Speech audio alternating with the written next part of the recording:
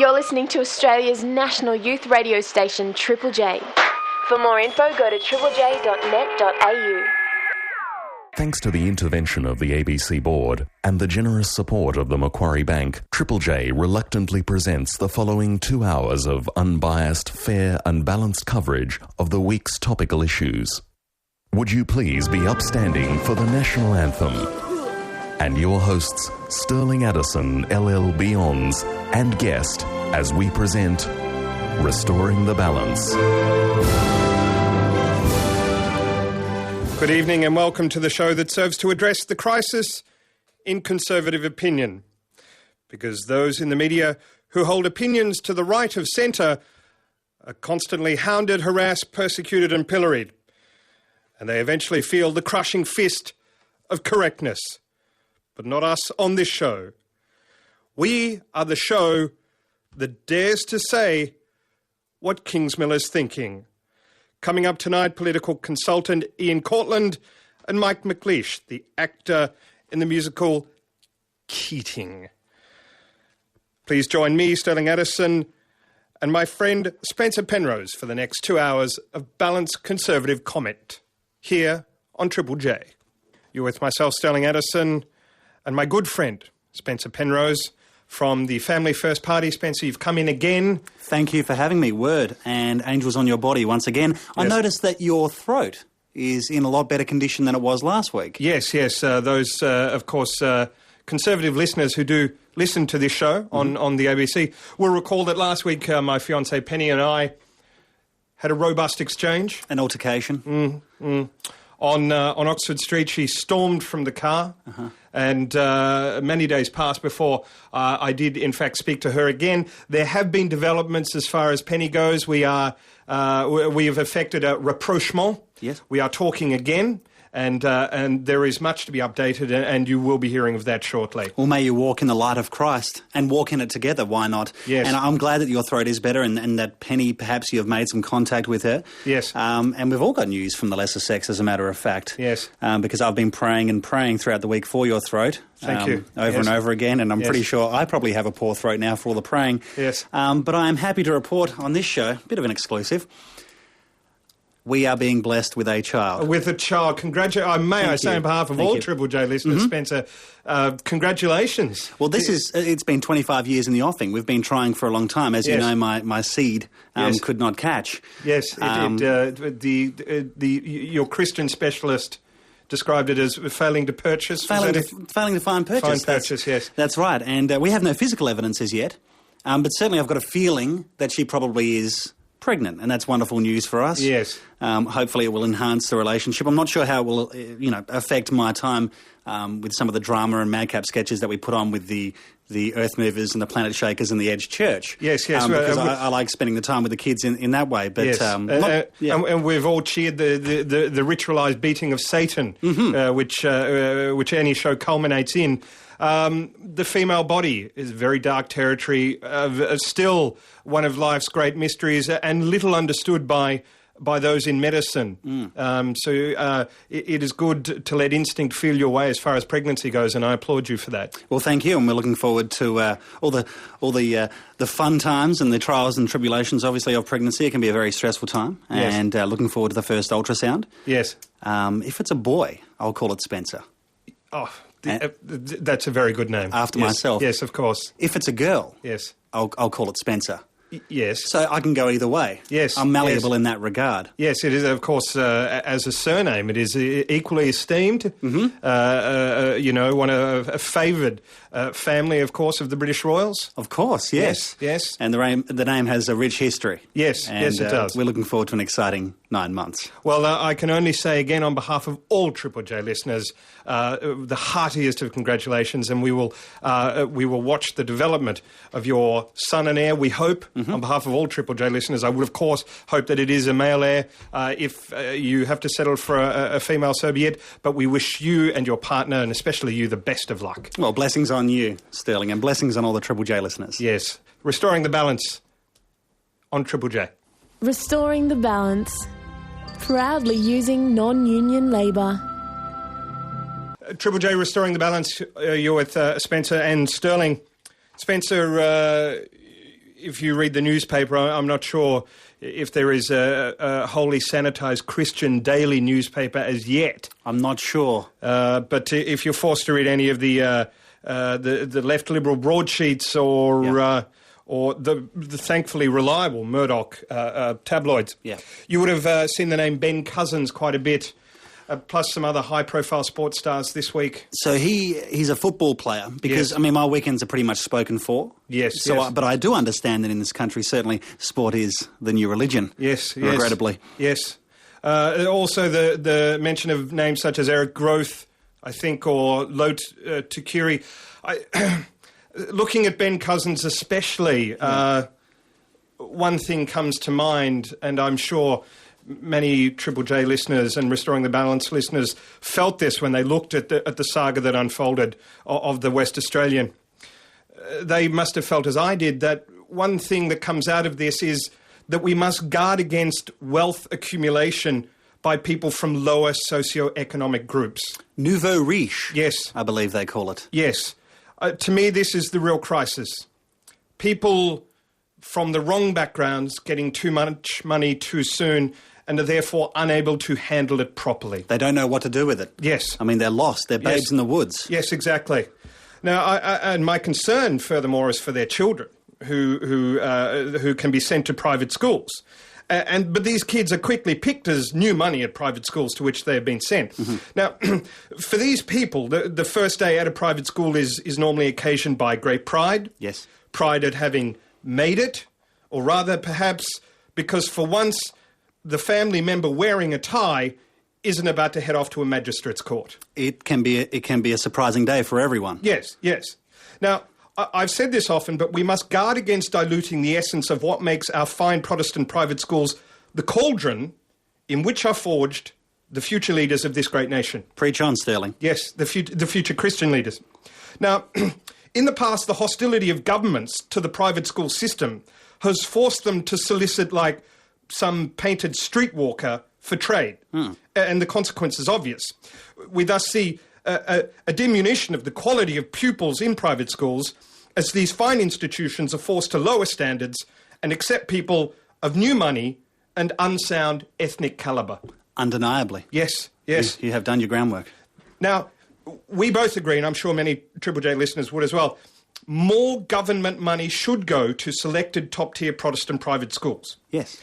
That they may continue to inculcate Protestant virtue in Anglo-Saxon Protestant minds, free from the pernicious contagion that is the ill-bred sons of sports stars. Of course. For example. Yes. And it is a good example. Because we as a society do not benefit from the rapid pecuniary enrichment of those unskilled at coping with the responsibilities that great wealth confers. And Cousins is certainly an example of that, and Growth and that other fellow who's going to rugby union. Because when I look at these men, if you want to use the term very loosely, to me they are just boys, the patrician ethos is lacking.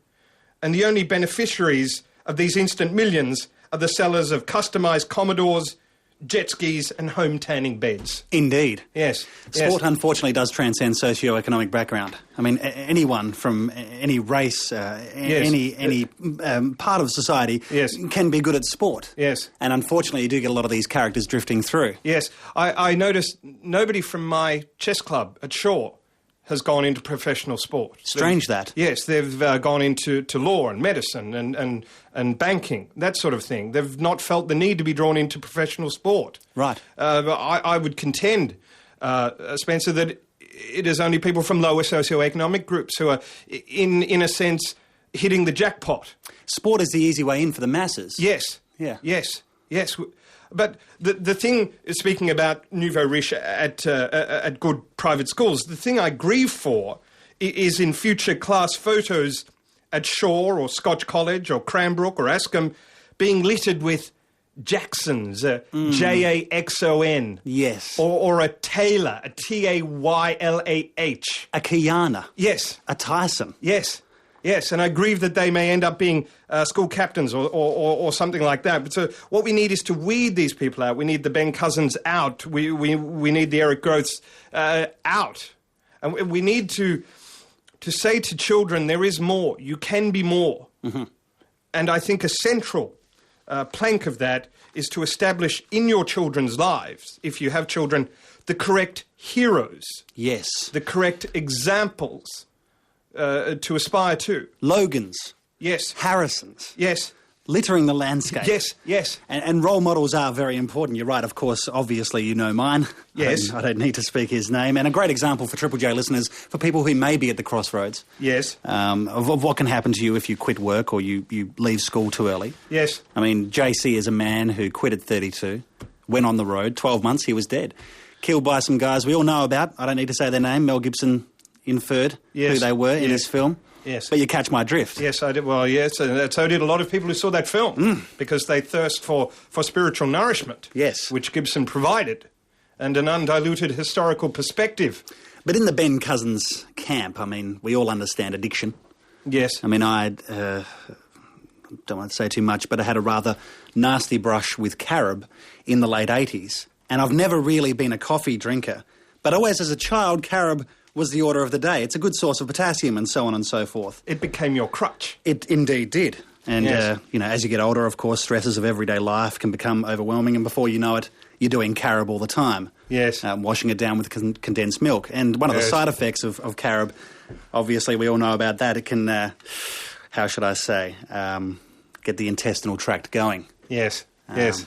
I would submit that anyone following you into the smallest room in the house would have their Christian faith sorely tested. Well, I mean, I could show those Beaconsfield miners a thing or two about holding it in, because until I exercised those demons, things were kind of uncomfortable. I had to go cold turkey. I don't want to say too much.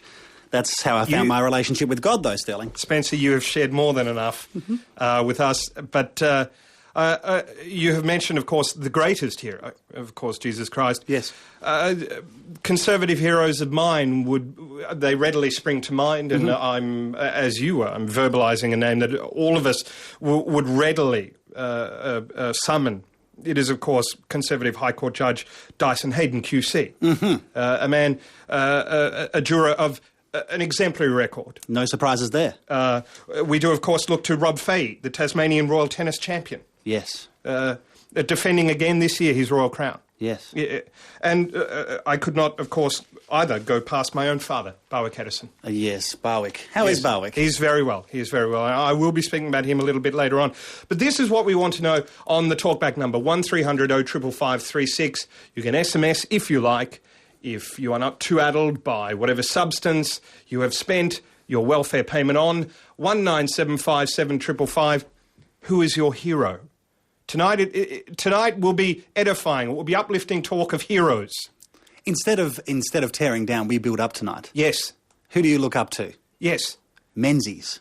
Oh, Ming. I would have said Malcolm Fraser, but he's a fallen angel. Traitor. Yes, he is. Backstabbing traitor. 1300 0555 36. Who is your hero? Triple J.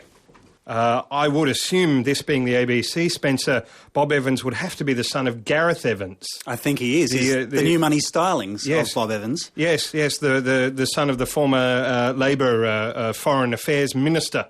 And the Minister of Many Affairs as well. Indeed. Well said. Well said. High five. That will be a promo. Now we're talking heroes. Yes. Heroes. Who are your heroes? We note that the footballer, the overpaid nouveau riche footballer Ben Cousins, has fallen from the perch.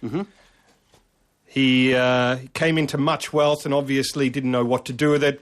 I've argued, and Spencer, you have supported me in this. Money such as that heaped on those of a lower socioeconomic standing is somehow immoral. It is somehow cruel to confer that kind of wealth on people who are patently unable to handle it. It's money wasted, and an interesting case example for marriage, because you'll notice he had a girlfriend for many, many years. Yes. 8 years, dare I say it, living in sin. Yes. First sign of trouble, Yes. she's split. Yes.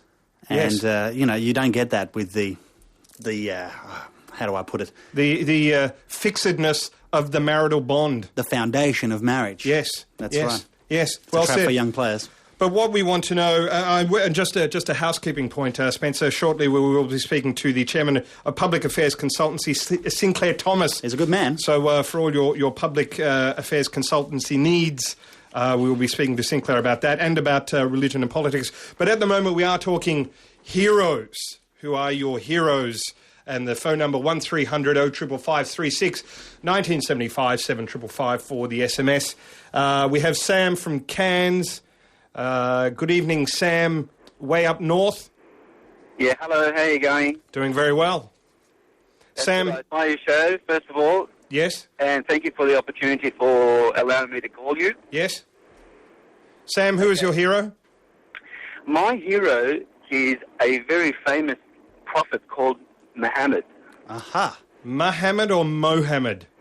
No, it's Muhammad. Yes. So would you class yourself as a Mohammedan? There is no such thing as a Mohammedan. Okay, so you learn something every day. Yes. There is absolutely no such thing because we are not... when you say Mohammedan, that means the people are the followers of Muhammad. Yes. The facts is that Muhammad is only a prophet. He's only a man, bones and flesh. Yes. The true followers of the prophet Muhammad, they actually follow God. Muhammad's just a pure prophet. Yes. He's just a messenger. And if I may paraphrase Muhammad... When we refer to people that use the prophet Muhammad as a messenger, they are called Muslims that believe in God and not like Christians for Christ or Buddhists for Buddha. Yes. You know what I'm talking about? Yes, yes, a well-known pressure group, Buddhists for Buddha. They refer to themselves as Muslims, that believe in the one God. Yes. And the Prophet Muhammad is only a prophet and a messenger, just like the previous prophets before him. Yes. Is it true that Muhammad once said you should always pay a man while the sweat is still on his back, Sam? I'm sorry, can you repeat that, please? Is it true that Muhammad, a phrase of his, is that you should always pay a man while the sweat is still on his back? Very, very similar quote. It actually refers to before the sweat dries on his forehead. There we are. Yes. Okay. Sam... And the essence behind this saying is that make sure to keep the peace, you make sure you pay your worker his due wages before his sweat dries up. So you must pay people immediately. Yes. Sam, thank you for joining us. And we should point out to Triple J listeners that sweat is something that occurs during physical exertion. Of course, all they have on their back, the Triple J listeners, is a beanbag, probably. Yes. I would assume. Yes, or their dealer asking for more money. Yes. It's the only thing you'd find on the back of a Triple J listener. Glenn from Melbourne, the home of Robert Menzies. Good evening. Good evening, Glenn. Good evening, how are you? We're speaking of heroes tonight. Well, you can't go past Sir Joe himself. The Yes. Queenslander. A much pilloried figure for some reason on this show. Barely a week passes, Spencer, without some snide reference to Joe Bjelke-Petersen, who, of course, took the moribund state of Queensland and made it into the economic powerhouse that it is today. From tears to glory. Yes, yes. Indeed. Glenn, I'm confused as to why somebody from Melbourne would be nominating Joe Bjelke-Petersen. That is the thing. I am not actually from Melbourne. I've only just arrived here. I am actually originally from WA. I see. So the legend of the man crossed the country? Indeed he has. He transcends well across this country. And generations, it would seem, too, having been out of power for a good 20 years, I'd say. Indeed. A legend shall always stand tall. Yes, yes. Interesting that you've never actually lived in the state that he once ruled. Actually, I have lived in Queensland for a short period of my time. Okay. Right, And I'm yes. sure it was the golden period of your life. Yes, The salad days. yes. Yeah, halcyon. Especially in regards to these footballers as well. Performance clowns, if you must. Performance clowns, well said. Yes. Well said. Glenn, you're a man after our own heart. Enjoy your time in Melbourne. Very much. Have a delightful evening. Marday from Brisbane. Marday. Seems to be some consternation and confusion in the phone room at Triple J.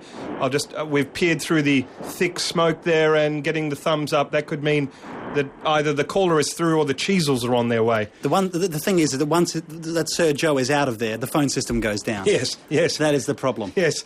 Marday from Brisbane. I'm actually on the road between Sydney and Brisbane in my jet. Yes, the only thing... I'd say that's not the only thing you're on. Mate, who's your hero?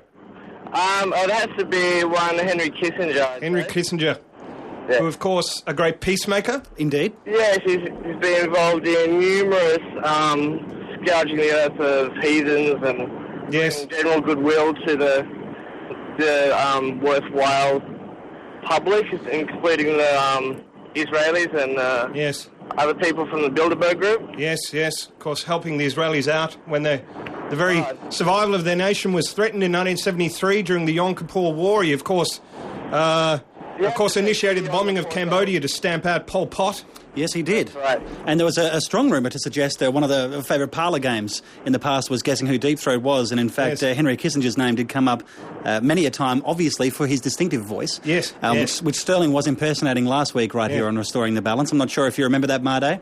I must have been in Paris at that time. Yes, Paris, of course, where Henry Kissinger negotiated the end of the Vietnam War. Oh, and he's still with doing good work right now. with the treacherous North Vietnamese government. Yes. Thank you, Made. Wow. Whatever he was on. And I just want to clear up one other thing too while we're on who Deep Throat wasn't. Yes. It wasn't Penny, as Yes. some of the surf life savers at Bondi Yes. like to refer to her. She had nothing to do with the Watergate break-in. We've really tapped a rich vein there on Penny. Yes. And I know you have more in the take. You have more to unload. Yes, I certainly do. And you'll be hearing about the ongoing drama that is our chaste courtship. It is a soap opera, isn't it? It is, somewhat, yes. It's like the catch-up on Channel 9 is going on in your mind. Yes. And you've got all kinds of female voices barking at you different orders left and right. Yes. Fighting with each other. Yes. Not reading the newspapers, not knowing what's going on. Yes. But talking about it nonetheless. But the instalment will be occurring shortly, and thank you for your interest, Spencer. I should point out, no doubt reflects the interest of the Triple J audience, and you'll be hearing more shortly on Restoring the Balance. Triple J's One Night Stand is heading to Cowra in New South Wales. Hello, and Cowra. Cowra had a really good entry. For one special night, they get the gig of a lifetime live in their town. Silverchair, Behind Crimson Eyes, the Midnight Juggernauts and Funk Trust. No school today. No school today. Congratulations, Cowra, and get ready for April 20. Oh, it just means everything. We can have Silverchair here. Triple J's One Night Stand is on its way. Restoring the Balance. Supporters of the US Alliance. It is a great alliance. It is a great umbrella under which to shelter in these uncertain times, Spencer. Amen. Amen to that. Andrew Peacock was a man who worked very hard for the Liberal cause. He was leader of the Liberal Party. He failed in several elections. He is now, or was, the chairman of Boeing Australia. Somebody who has worked with him, who's had the pleasure of working with one of the last wets of the Liberal Party. Mm-hmm. No doubt happy to see his kind driven from the Liberal Party, is Ian Cortland, who is a political consultant, as I said, former advisor to Andrew Peacock, and Nick Greiner. Wow. Who is becoming increasingly rare these days. Their numbers are thinning. Liberal premiers of New South Wales. Yes. Remember that species. They're a rare breed. Yes. Where's Charles Darwin attempting to catalogue them before they become wholly extinct? But he's here to talk to us tonight, Spencer, because this is something that will no doubt interest you keenly. Sheikh Halali, firebrand Muslim cleric, plans on setting up a Muslim party in Australia.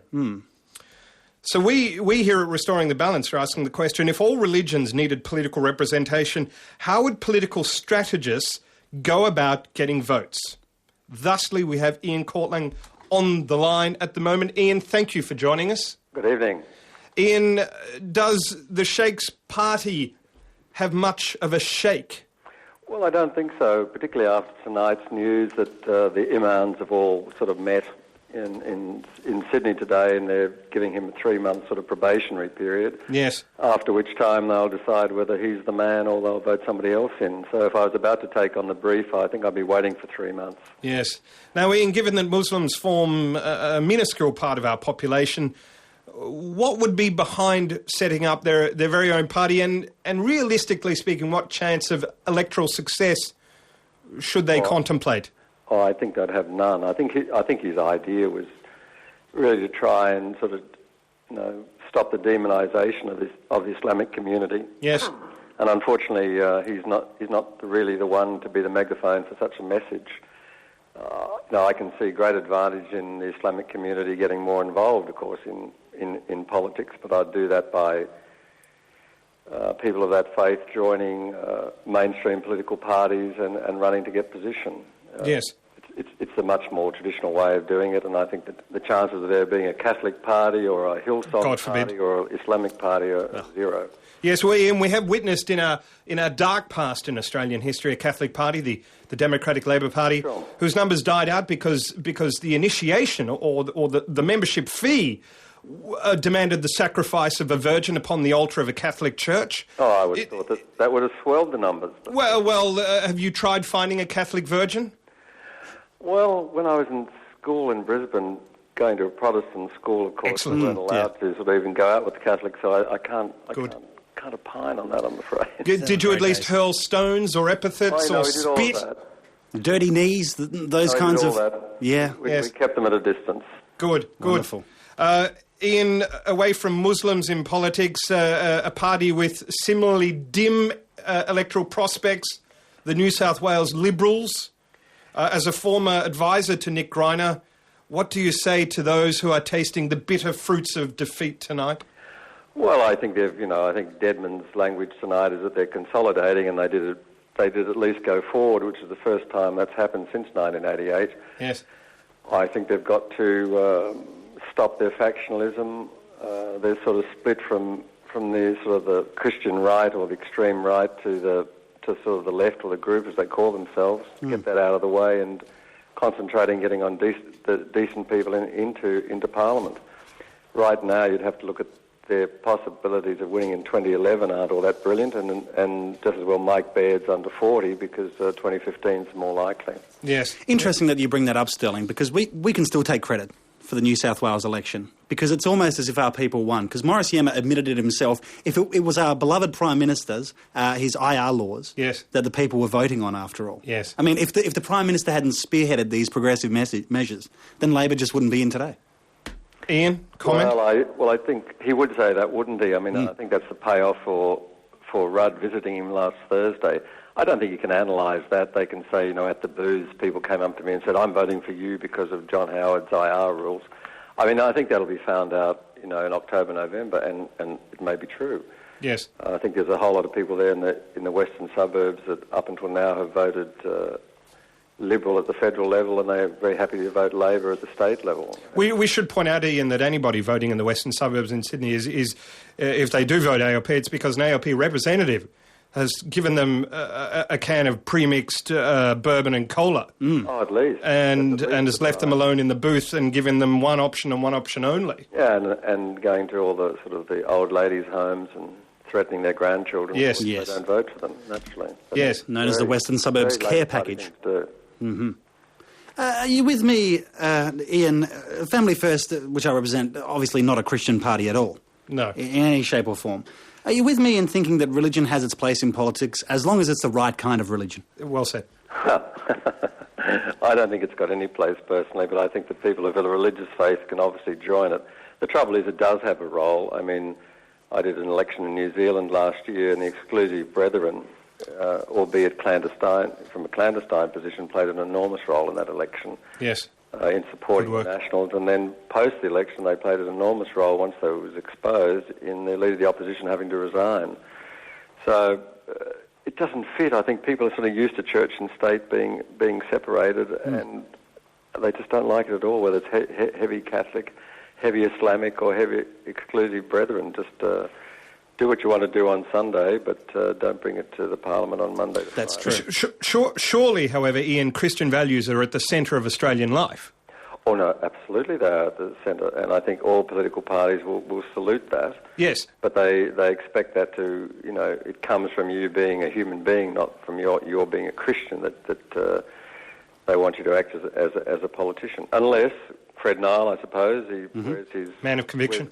Wears God on his sleeve, and that's fine. I was in the tally room last night, and he was there, and he was, representing the people of New South Wales and his God, unquote. So, no, it's valid, and I think he plays a reasonable role in the upper house. Ian, just last question. Rudd is obviously a dangerous lunatic who is threatening to steer the good ship Australia onto the rocks of economic catastrophe. What would you say to convince voters that what I've just said is 100% correct and true?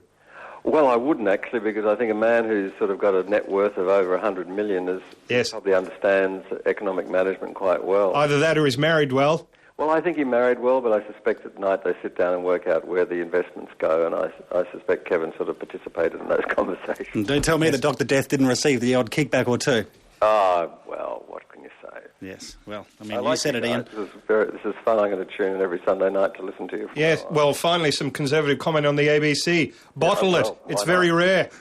Ian Courtling, thank you very much for joining us. He does, of course, work for Sinclair Thomas. So for any Triple J listener at the moment who is in desperate need of public affairs consultancy, ring the station and we will pass on Ian's details. Ian, again, thank you for joining us. Thank you, guys. Bye-bye. Restoring the Balance on Triple J. Triple J, Restoring the Balance. You're with Spencer and Stirling.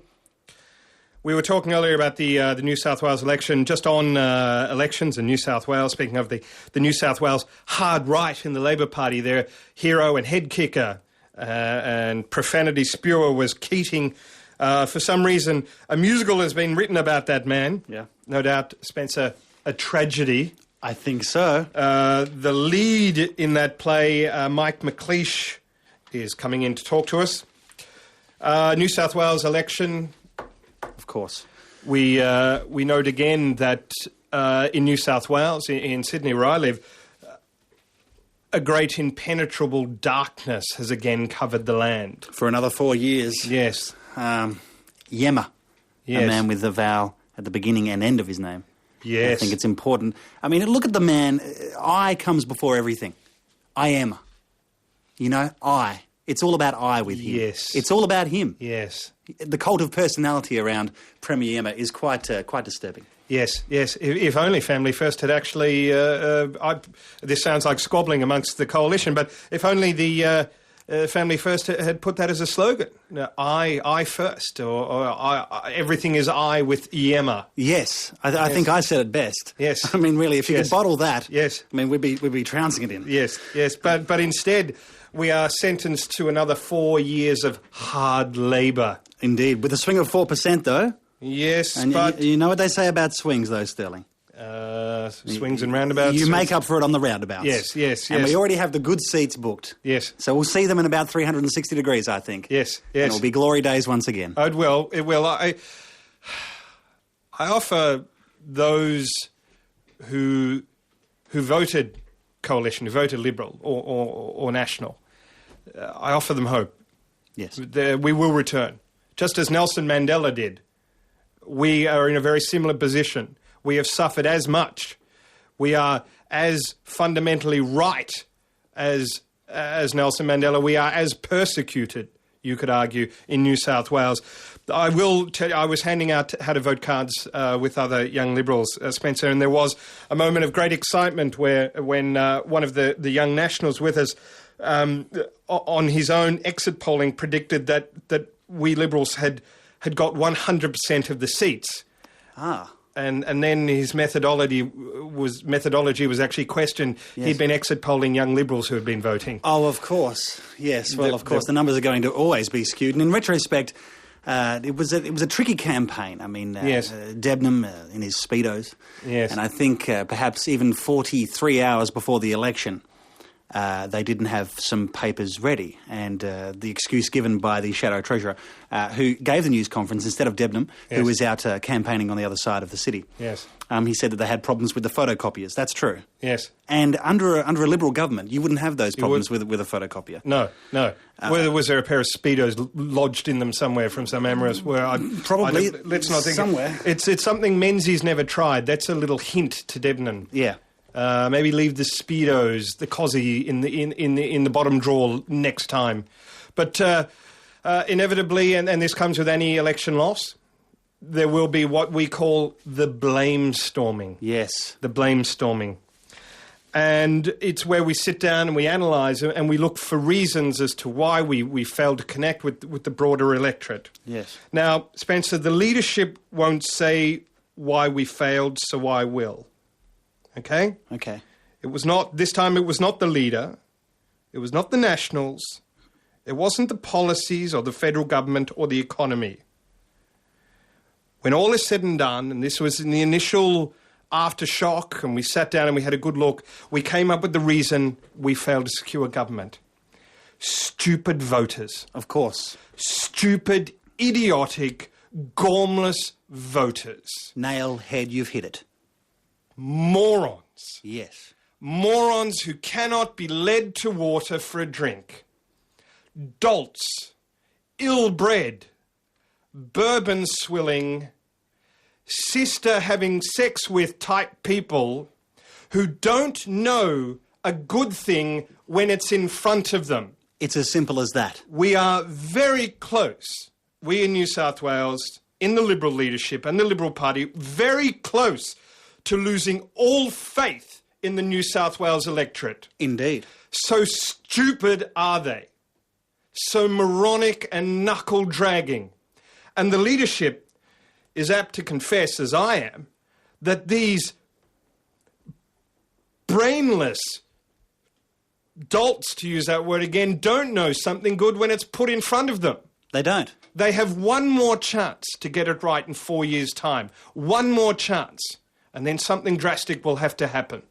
Indeed. I don't know what that is, but I just want to say this to the non-Liberal voting electorate of New South Wales on a state level.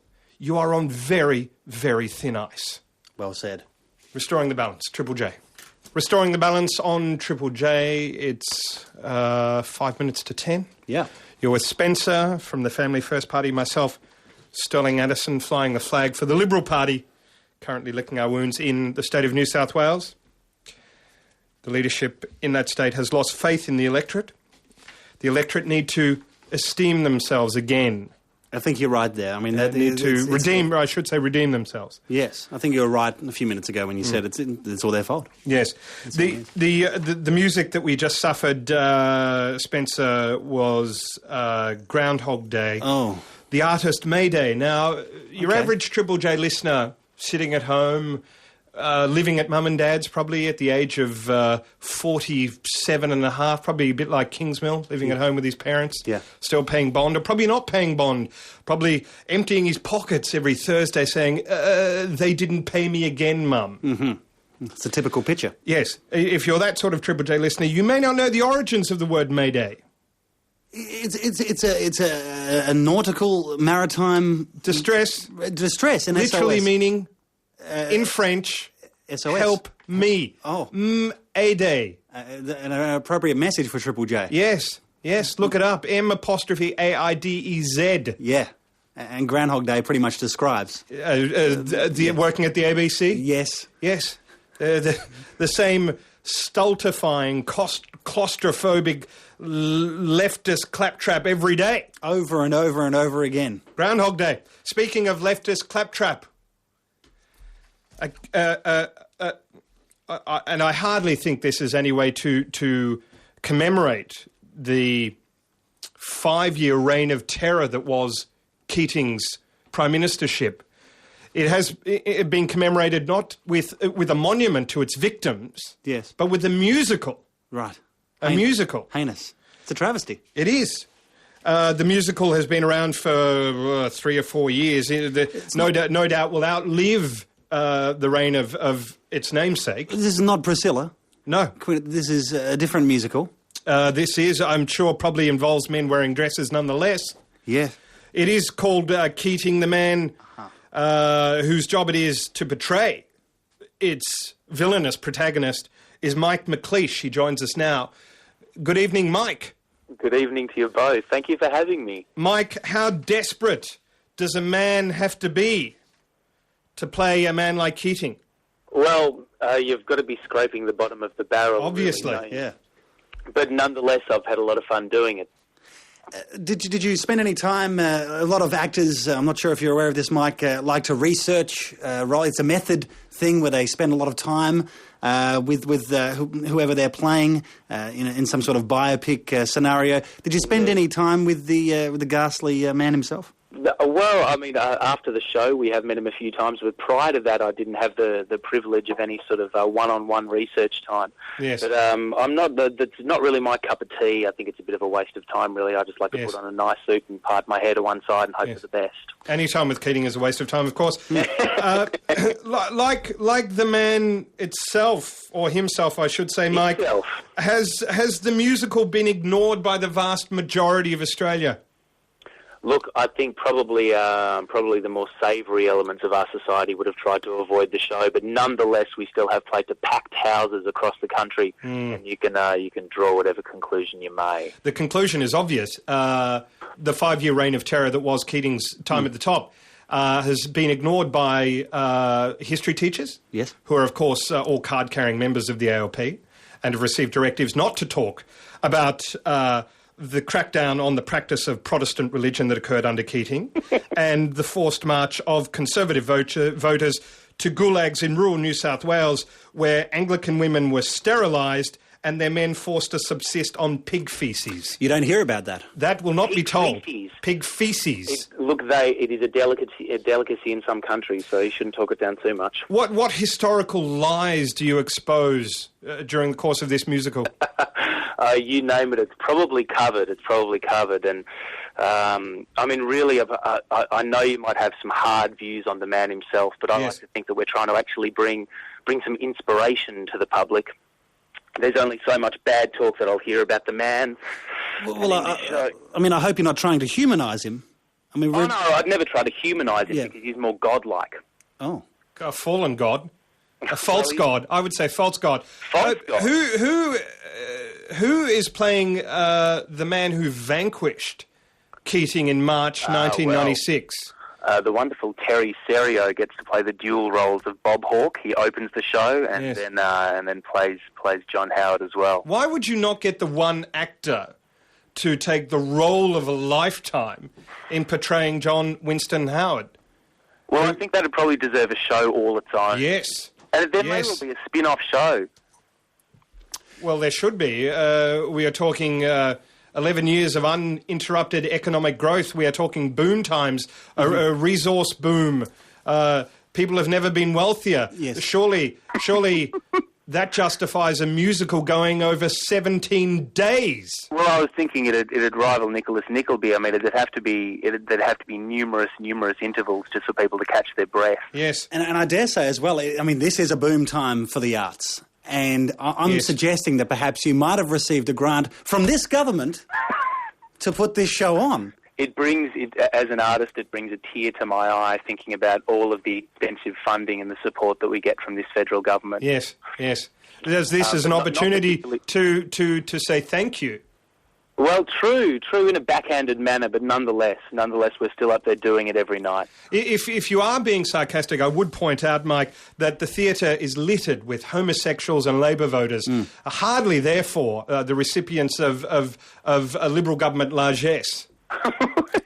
Well, nonetheless, I mean, that could represent a pretty broad view or a broadening viewpoint on the part of this government, surely. And indeed, and he has taken his curtain call recently, Paul Keating. He's popped his head up in the media. Yes. I think he had an unsolicited broadside of Peter Costello, calling him all tip and no iceberg. Yes, a lukewarmly received encore. And he referred to our glorious Prime Minister as a desiccated coconut. And if you know one thing about a coconut, Stirling, it's the toughest nut to crack. Yes. Isn't that right, Mike? Yes. I also liked when he made a reference back to the desiccated coconut. The old coconut is still there, arrowdited to the seat. Yes. That was a nice one. Yes. It had the Prime Minister reeling. He didn't come out of his office for a week. Such were the flood of tears. Read your history books. Now, Mike, if we did want to witness a play about Keating's economic achievements, in other words, a comedy, where would we go and see Keating at the moment?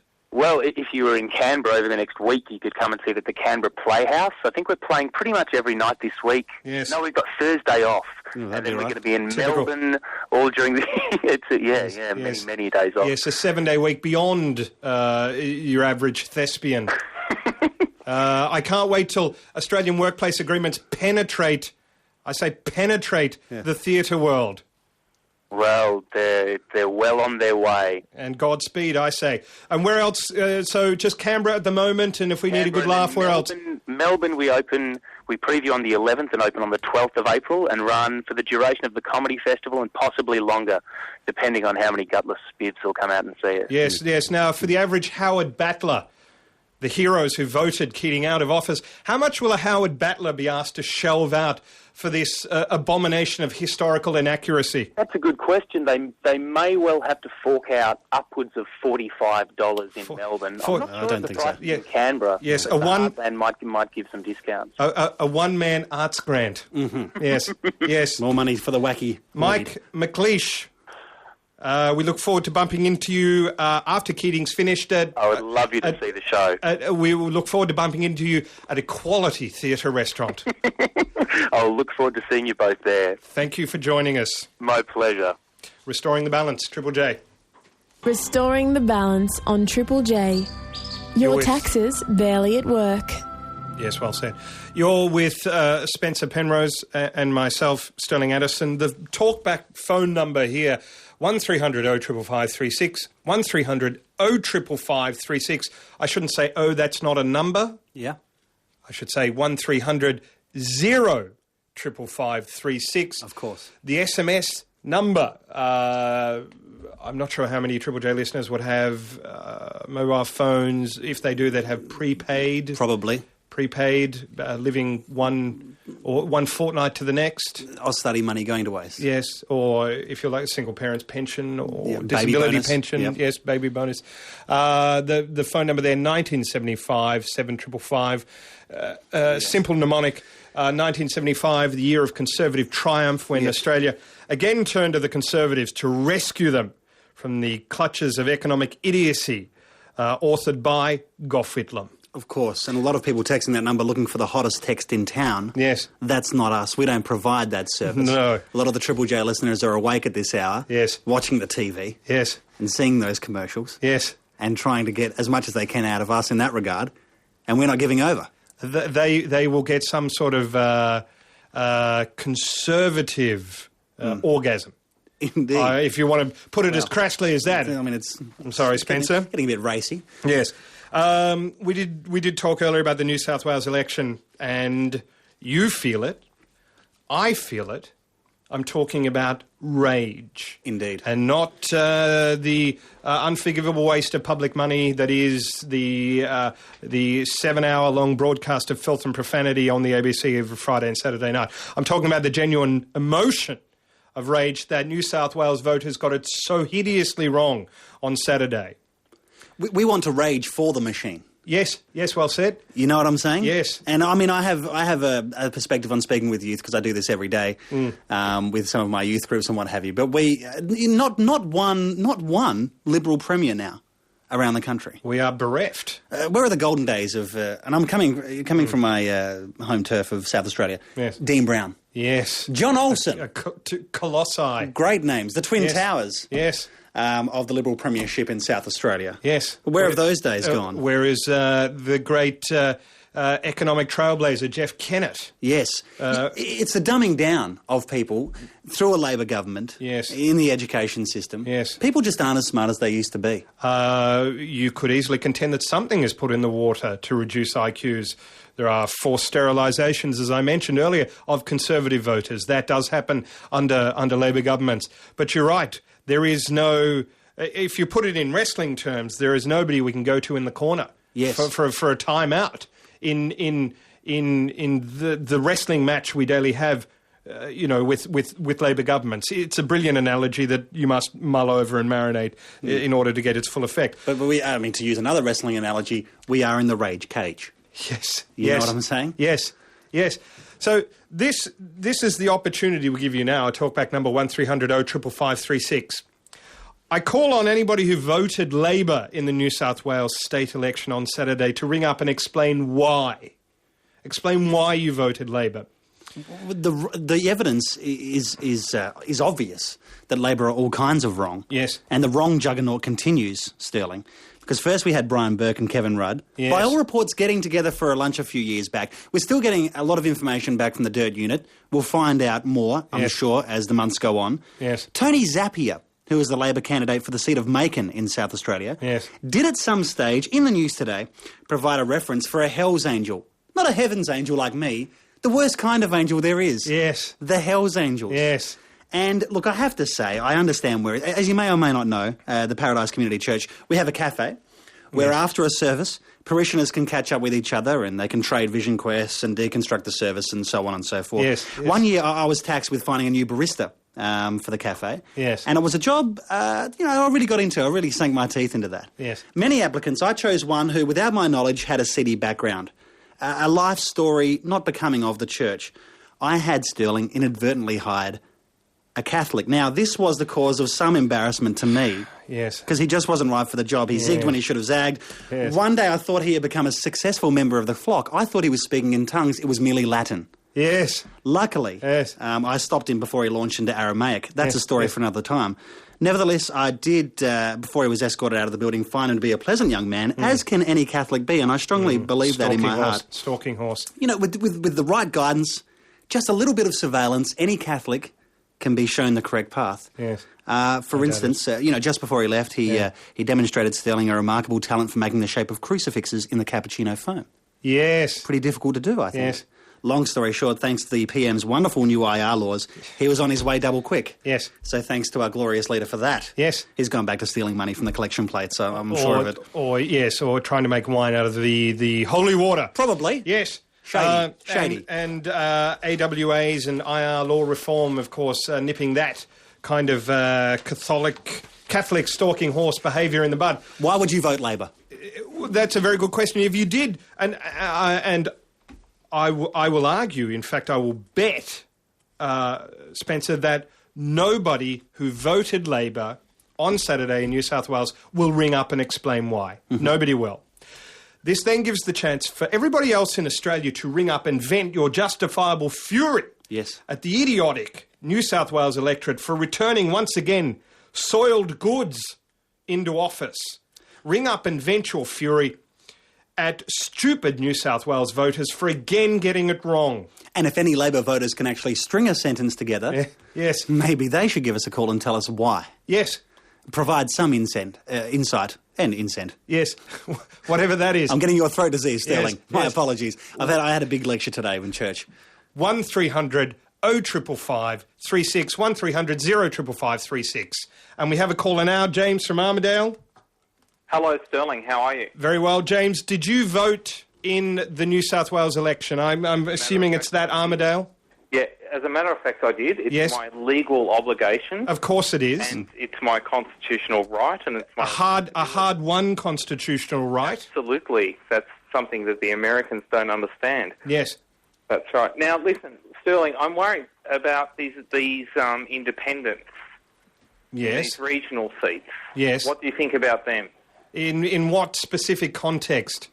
I'm not generally a fan of people who aren't bound by a party ideology. Yes, I know. That's my point. There's all of these independents running around regional New South Wales. Yes. Okay, this is meant to be the bastion of National Party and Conservative politics. Yes. And we've got all these comeuppance people parading around, and they're winning seats in traditional Conservative Party electorate. Yes.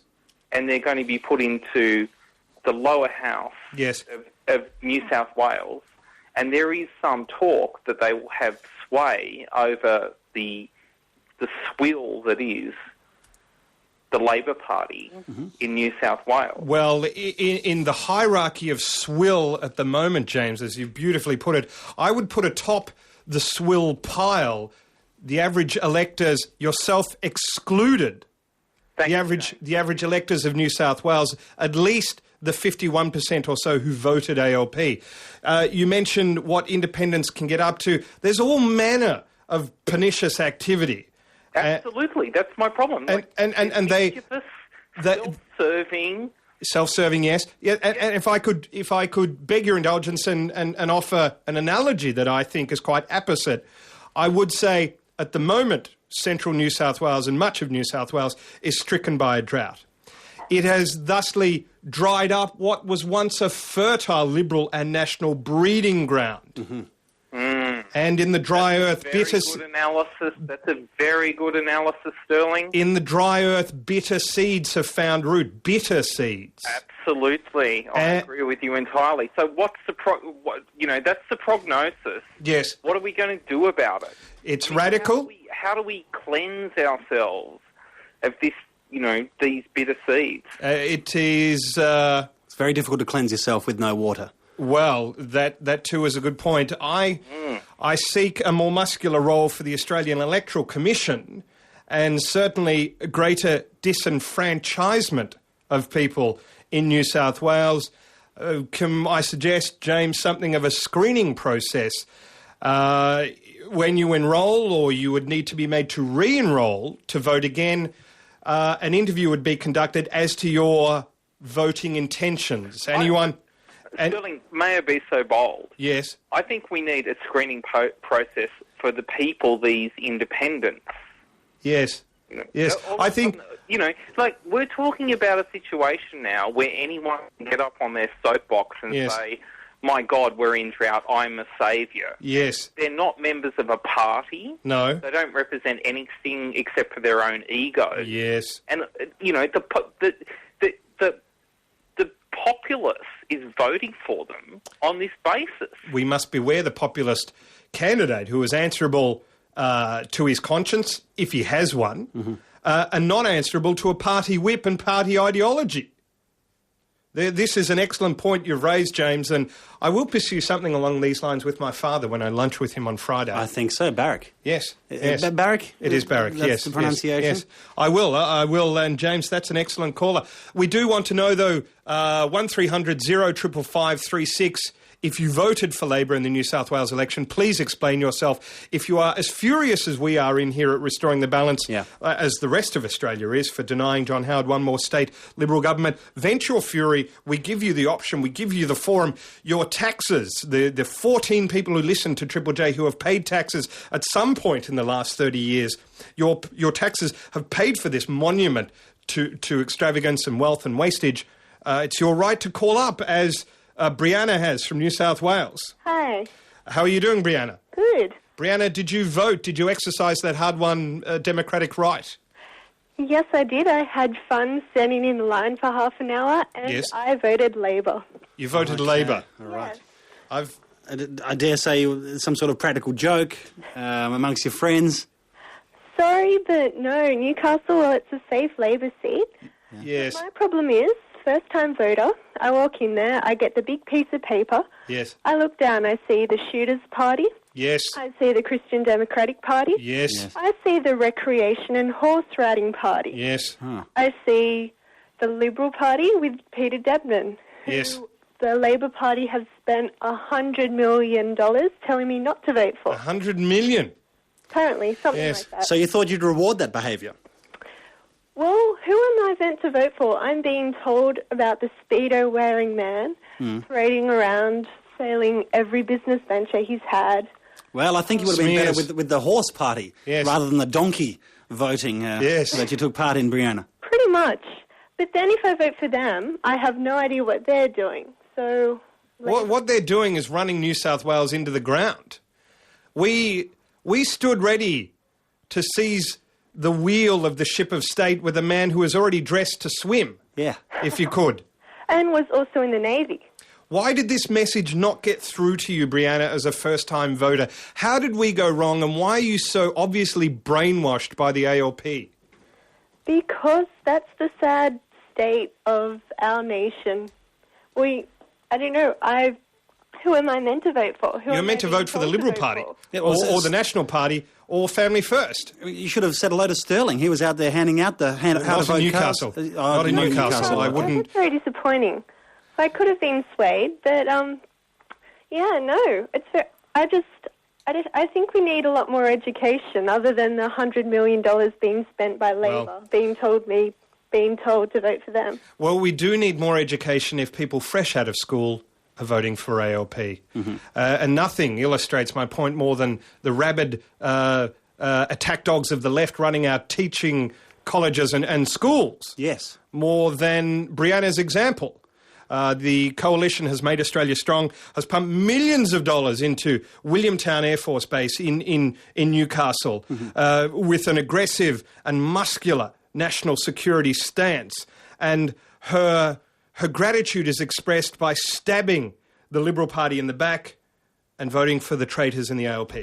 That was Brianna's first vote too. It won't be her last. Would that it was, though. Would that it was. Brianna, thank you for calling. Triple J.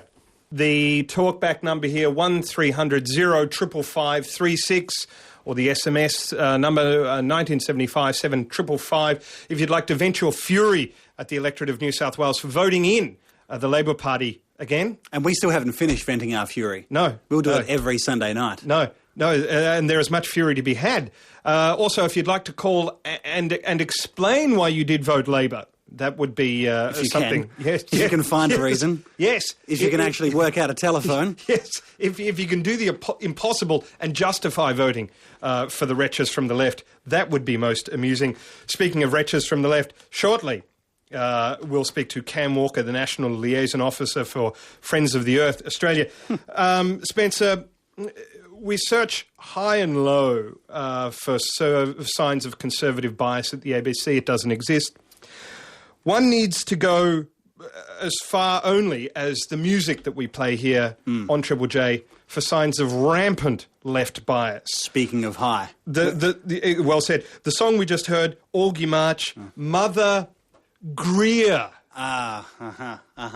Yes. Quite germane what I've just said. They probably unearthed that lot here, did they? Yes. They probably spent taxpayers' money trying to find that. Mother Greer, I hope we got the permission of the Indigenous tribe upon whose mixing desk that was recorded to play that song. I hope so. Mother Greer, shameful waste of taxpayers' money. Speaking of, we have Luke from Western Australia. Luke, we're asking people to vent their fury at the New South Wales electorate for failing to return or failing to install a Liberal government when they had the opportunity on Saturday. What do you think of that? I think that's absolutely insane, mate. Why? Because this Liberal government we've got right now is absolutely wrecking our country. Not so, but Howard, you sound like a well-informed voter, probably with several economic degrees, and an expert in the political sciences. Would you please explain how this government is wrecking the country? Well, no, I'm not. I don't have any degrees, mate. I went to state schools. Yes. I can barely do my times tables. Yes, like anybody who's gone to a state school. Yes. Yeah. Well, I just want to know why it is that all these AWA agreements come out. Young people are forced to work for $6 an hour when they're trying to raise their own family. It's called flexibility. It's called labour market flexibility. Yeah. And when you have worked a 50 or 60-hour week, and at the end of it you have got maybe $300, you know the meaning of flexibility. Mm-hmm. Yeah. Yes. You concur, Luke? I don't concur, actually. I think you're full of it, bro, but we'll leave it. Yes. And you mean, bro, I don't think you're a brother of mine. I haven't seen you at any family reunions. But nonetheless, thank you for your opinion. Luke, we have Michael. Hey, fellas. Michael, you are from Sydney? I'm from Sydney, and I did you guys proud. I voted Liberal. Excellent. Well done. Excellent. From Vaucluse, I actually voted for Peter Debnam himself. Yes, now, explain that again. We missed that. Something about Vaucluse. Yeah, my electorate is Vaucluse. Excellent. I actually got to vote for Peter Debnam himself. Excellent. Great. Excellent. How did it feel when the paper slid into the slot? Sorry to disappoint you. I was a little bit upset in voting for him. Why? Well, I would have actually liked to vote for the Greens. I know, it's terrible. People who vote Green smoke it. Yes. That's their slogan. That's the motto. That's exactly the problem. But when you vote Green, you don't actually get it. You don't actually receive some in a little plastic container. I know, but that's part of the problem. That's why I voted Liberal. I don't think that the Greens give a real... So they don't represent a real political party with real choices. Yes, that's why I voted Liberal. I'm sorry the Greens haven't done more to stop the destruction of rainforests in Vaucluse. Well, yes. we've got some cliffs. Cliffs? That's environmental. That's where I'd throw your average greenie off. And where has that campaign been on the whole voting thing? I mean, when you vote for Greens, you vote on a piece of paper, do you not? Yes, yes. You do, but hopefully it'll be recycled. Where is their highfalutin system to cut back on the paper use there? And I imagine that when you slip I mean, I think that Stirling was on to something there, Michael, talking about slipping the piece of paper into the box. I think that would have been a wonderfully cathartic experience. You would have wanted to cuddle that box afterwards, wouldn't you? Yes. Well, I mean, everybody voted Liberal around here, so... Yeah. Yes, of course they did. Full of cuddly feelings. Of course they did. It's good to speak to you, Michael, even though your reasoning for doing so, for voting Liberal, that is, somewhat obscure. But nonetheless, your vote did comprise a 4% swing to the Liberal Party. And we are talking to Triple J listeners. Yes, we are. So thank you, Michael. But right now, we are speaking to Michelle. How are you, Michelle? Hi, very good, thank you. Michelle, did you vote for the Labor Party in New South Wales? Yes, I did. Excellent. Now, we just heard from Michael. He gave an overly qualified reason as to why he did. Can we assume that your reason for voting was somewhat purer? My reason for voting for Labor was because I love Gough Whitlam and Bob Hawke. We're talking ancient history here. Okay. When you hold the phone to your ear, does it irritate your lobotomy scar? No. Well, the surgeons did good work. They did good work. Can you tell me the great things that Gough Whitlam did for the country? Gough Whitlam told the Queen to FUK off. And yes, well spelt, by the way. Yes. You're obviously a state school. How did he do that? I'm not sure. You're not sure? To do with Bob Carr being a dog. Yes, yes. Bob Hawke, what did he do for the country? He was a man of extreme style. Yes. Right. Yes. Yes. I once saw a photo. I think it was when he was accepting the America's car. Yes. He was wearing shorts, a T-shirt, and sneakers. And he was a little inebriated. Yes. Speaking of extreme style, did you ever see the photo shoot he did with Blanche where they were just in their bathrobes? Is that extreme style to you? I mean, for me, I'm more of a Speedos man, Debnam style. Right. No, I think Bob was a man of style. Yes, yes. Yeah. Clearly, your evaluation of political parties is intense. Much consideration goes into it. It's measured. And the democratic privilege is not at all wasted upon you. So thank you, Michelle. Thank you. She's playing the policy, not the person. Yes, yes. Another famous politician wearing Speedos. Debnam carried it off better. We are speaking right now to Cam Walker. He is National Liaison Officer for Friends of the Earth. Good evening, Cam. Good evening. Cam, the first question is, why are you a friend of the earth, yet an enemy of deodorant? Very good start to the evening. Yes. Well, I think I might be a friend of the earth, but I don't think I'm an enemy of deodorant at all. There seems to be a decided non-wash policy amongst people. When Penny and I have walked past your cafes, there is an odour. Is there? And it's not an odour of honest labour. Isn't it? No. I'm afraid I'll have to pass on that one. Sorry about that. Could you just tell us then what Friends of the Earth, FOE, enemy, foe, enemy? Of course. Or false, foe, fake? Makes sense. Yes, it does, doesn't it? What, are you just enviro rabble-rousers? Is that how you describe yourselves? No, not at all. We're a global environmental organisation. We've got about 1.5 million members around the world. We're in 72 countries, and we've got about 5,000 local branches around the world, and 5, we work on all manner of environmental and social justice issues. Right. What I find concerning is not the worship of a higher being, of a supreme being, but rather of the earth itself. Yeah. I mean, paganism. Yeah. Yes. Getting down on your knees and praising a tree. Idolatry of trees. It's a very strange thing. Shrubbery. It is indeed, and that's certainly not what we're into. We just think that, people, given that we rely on the planet, we might as well look after it, make sure it's in good nick for the generations that come after us. So there's no religion in there. It's just acknowledgement that we do live on a planet of limited resources, so we should do what we can to look after it. And yet you're not solely limited to environmental matters. I would assume you're anti-war? Yes, indeed. Yes, you're anti all wars? No, well, we are, I guess. Yes. So you'd be anti the war on drugs then? You wouldn't like measures taken to destroy drug crops? Well, I guess it comes down to a question of, are we talking about a policing question? Are we talking about a social question? So you like the markets flooded with cheap drugs? No, not at all. But I guess you'd have to look at, why would people be taking drugs? What are the reasons behind that? Yes.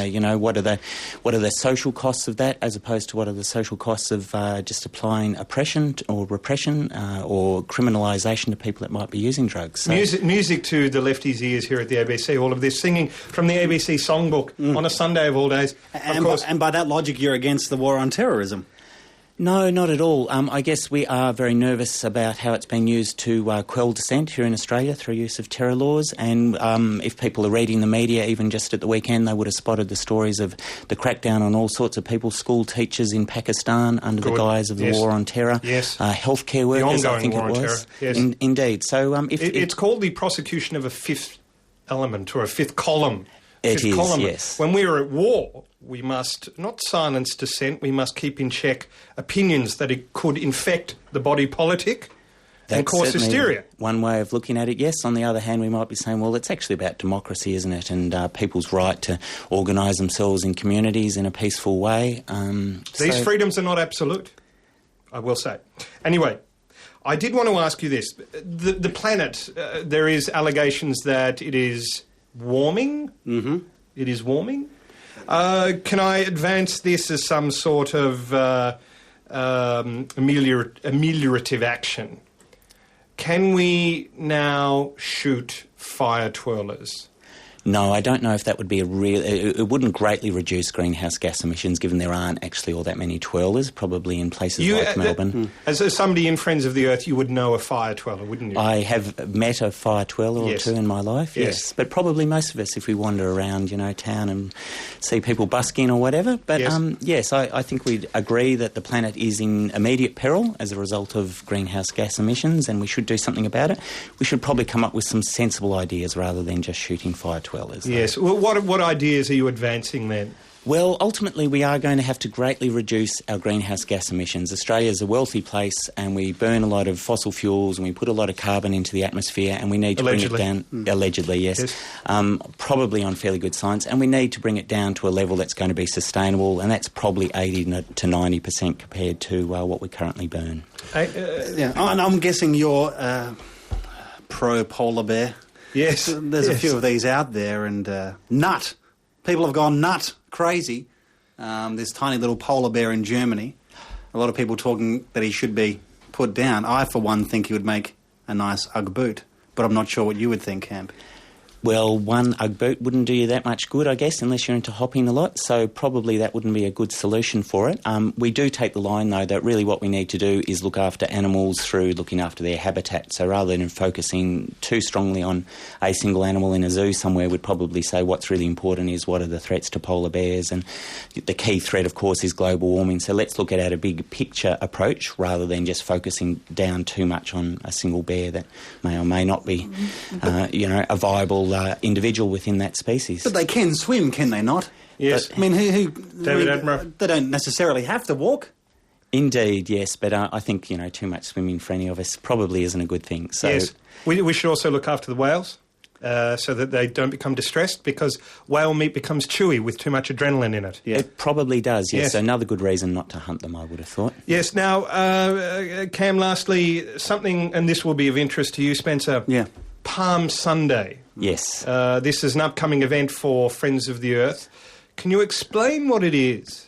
It's actually an alliance of a whole lot of groups, and we're getting together, church people, trade unions, all the groups. Yes. We're getting together basically to send a very strong message to both of the main political parties. Yes. Around the question of uranium mining. People will know the ALP is discussing at present, and will be discussing at its national conference at the end of April whether or not to overturn their current policy that says no new uranium mines.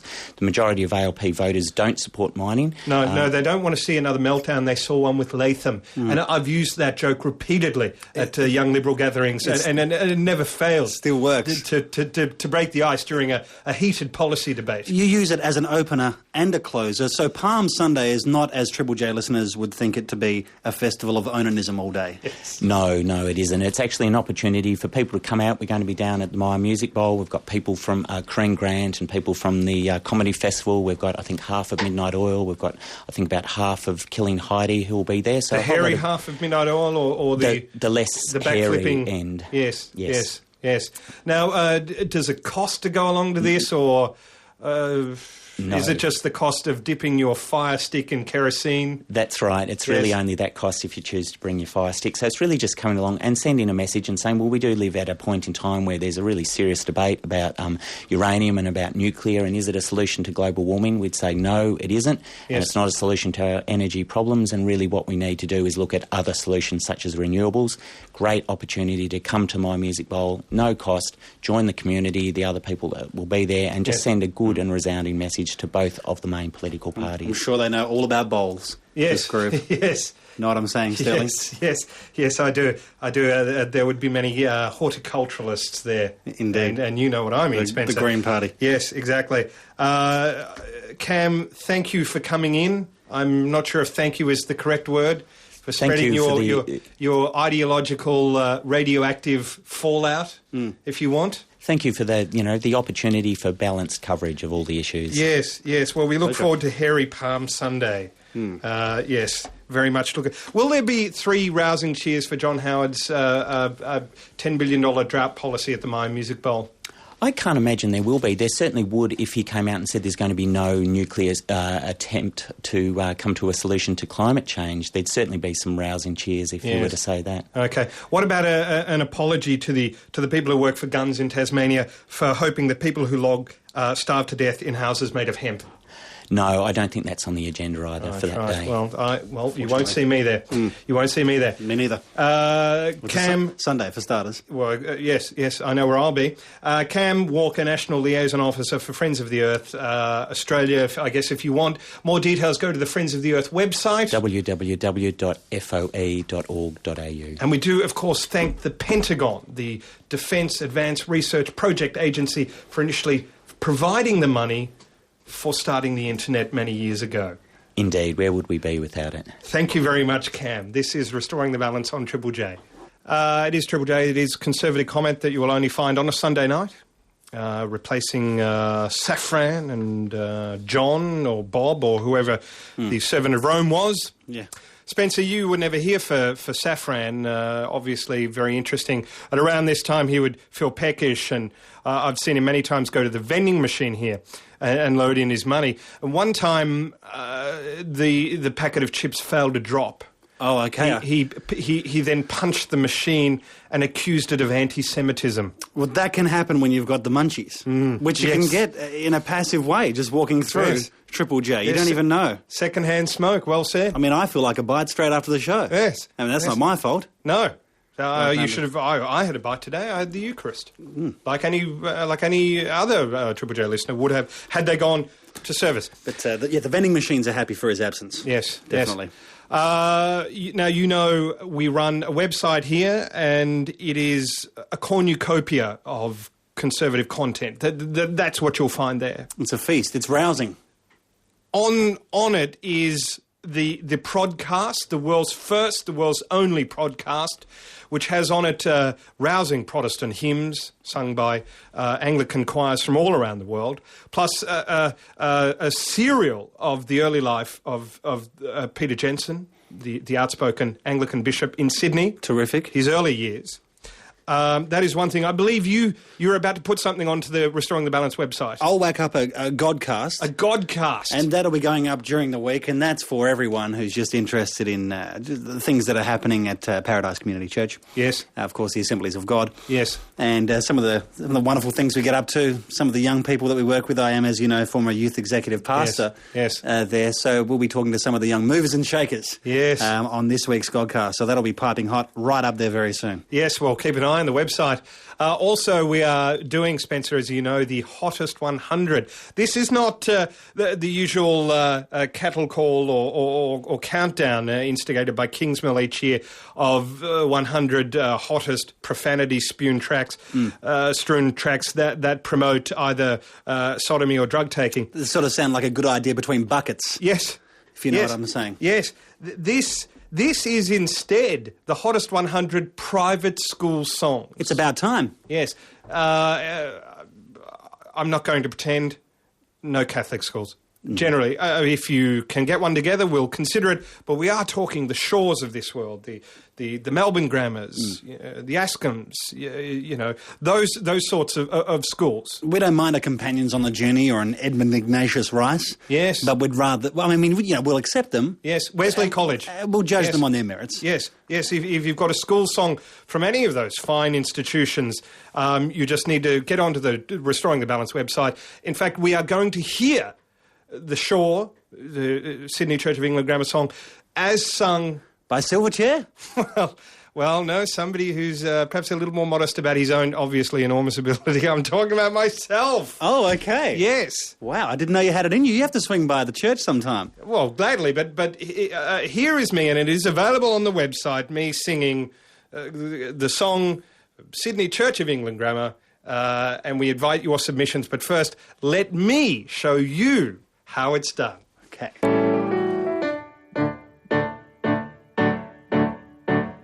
When grammar plays, the public school's excitement quite intense prevails amongst the barrackers assembled round the fence. They watch with blazing eyes the shifting fortunes of the fray. They urge their battling comrades on, and this is what they say: Hurrick, hurrah, hurrick, hurrick, hurrah. Grammar, grammar, hurrick, hurrah. The battle may be hot, but whether it is or not, it matters not to jot to sons of grammar. And there it is, available on the website. That certainly was something, and owing more than a debt to the... away we go again. That was a listener. I wanted to give it a go, actually. Obviously, responding to listener demand to hear it again. Mm-hmm. But if you would like to hear it again, just go to the website. Hottest 100 private school songs, submit your own. They will be played on the show. They will be played. Great. I like it. So we invite submissions, and already the calls are coming in. Please play that again next week, Stirling. Please, please, please. I will do my best to accommodate you in the first and second hour of the show. It's nice. In the first half hour, in the second half hour, the third half hour, the fourth half hour.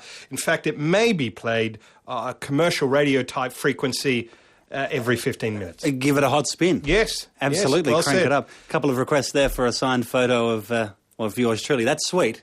But I won't do that. Vanity, vanity, all is vanity. That too shall be on the website soon enough.